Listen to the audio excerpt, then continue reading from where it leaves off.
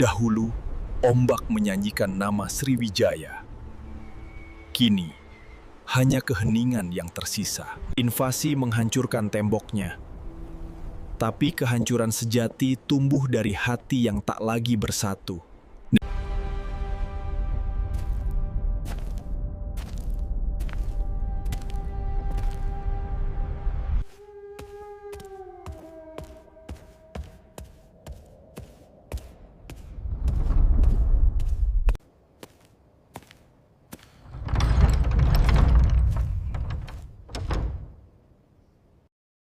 Kekuasaan yang hilang bisa direbut kembali, tapi jiwa yang hancur takkan pernah pulih.